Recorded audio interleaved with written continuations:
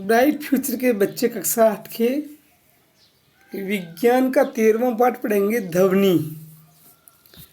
ध्वनि एक प्रकार का कंपन या विक्षोभ है जो किसी ठोस द्रव या गैस से होकर संचारित होती है, किंतु मुख्य रूप से उन कंपनों को ही ध्वनि कहते हैं जो मानव के कान से सुनाई पड़ती है।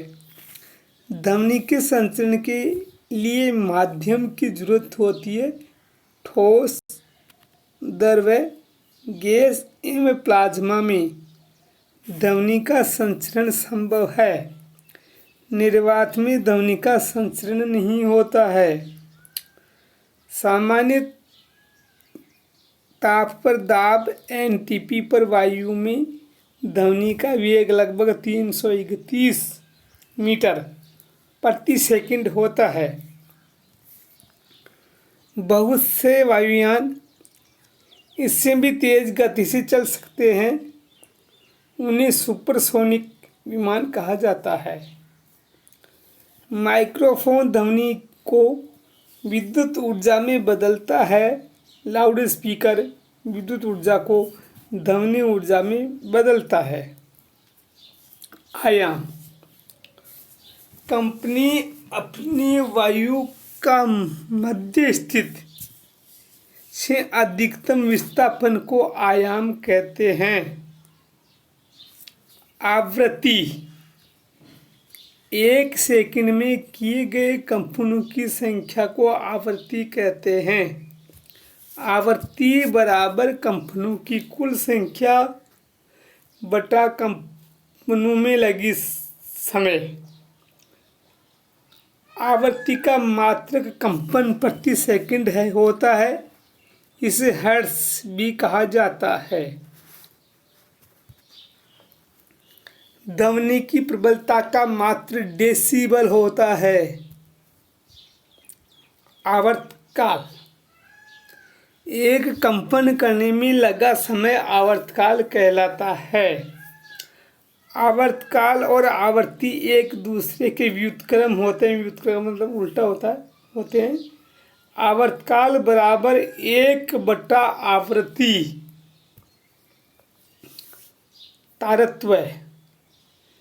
ध्वनि के तीक्ष्ण, जिसको महीन कहते हैं, बारीक कहते हैं, अथवा भारी, जिसको हम मोटी कहते हैं, होने के लक्षण को तारतम्य कहते हैं। यानी ध्वनि की तीक्ष्ण अथवा भारी होने के लक्षण को तारतम्य कहते हैं।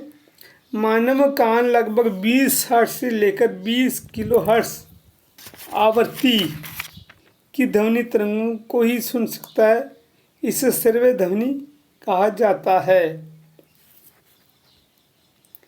20 हर्ट्ज से कम आवृत्ति की ध्वनि को अपश्रव्य ध्वनि कहते हैं तथा 20,000 हर्ट्ज से अधिक आवृत्ति की ध्वनि को प्राश्रव्य ध्वनि कहते हैं। बहुत से अन्य जंतु इससे बहुत अधिक आवृत्ति की तरंगों को भी सुन सकते हैं। कान। अधिकांश जीव जंतु के शरीर का आवश्यक अंग है। इस लेख में मानव शरीर से संबंधित उल्लेख है। मनुष्य में एक जोड़ी कर्ण सिर के पार्श्व में स्थित होती है, दोनों तरफ। यह सुनने और शरीर को संतुलित बनाए रखने का कार्य करती है। प्रत्येक कर्ण के 3 भाग होते हैं: बाह्य कर्ण, मध्य कर्ण और अंतःकर्ण। अब हम बात करेंगे बाह्य कर्ण की। ये कान का सबसे बाहरी भाग होता है। इसके स्वयं के 2 भाग होते हैं: कर्ण पल्लव या पिन्ना, बाह्य कर्ण कुहर। अब इन दोनों की हम जानकारी लेंगे विस्तृत। सबसे पहले कर्ण पल्लव। ये कान का बाहरी पंखे के समान भाग होता है। ये पेशियों तथा स्नायुओं से सिर से जुड़ा रहता है। कर्ण पल्लव के भीतर और मुड़ी कंकाल को कर्ण कुंडलिनी तथा सबसे निचले कोमल भाग को कर्णपाली कहते हैं। पिन्ना ध्वनि तरंगों को एकत्र करके कर्ण कुहर में भेजता है। अब बराहे कर्ण कुहर। यह कर्ण पल्लव के आधार भाग से अंदर की ओर टेम्पोरल स्थिति से घिरी लगभग 2.5 सेंटीमीटर लंबी नलिका होती है। इसके भीतरी सिरे पर कर्ण पटल झिल्ली या कान का पर्दा जुड़ा रहता है। इसके सतह पर तेल ग्रंथियां तथा सेरुमेन ग्रंथियां होती है। इसमें कर्ण मोम स्रावित होता है। ये कान में धूल कर्ण कीटाणु को रोकता है। अब मध्य कर्ण।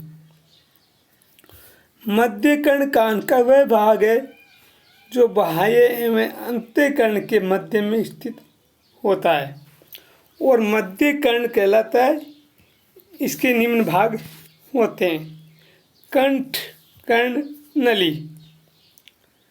मध्य कर्ण में टेढ़ी पतली एवं तंग नली होती है जिसे कंठ कर्ण नली कहते हैं।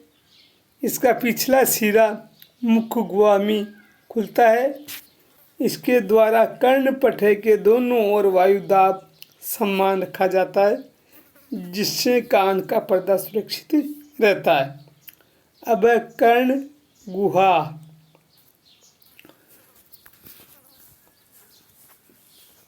कंठ कर्ण नली के ऊपर मध्य कर्ण गुहा पाई जाती है। इसके 3 छोटी अस्थियां पाई जाती है। इसका क्रम बाहर से अंदर की ओर होता है। पहली अस्थि हथौड़े के आकार के मेलियस, दूसरी निहाई के आकार की अस्थि इनकस, तीसरी रकाब के आकार की स्थिति स्टेपिज होती है। अंतःकर्ण ये कान का अंतिम भाग होता है।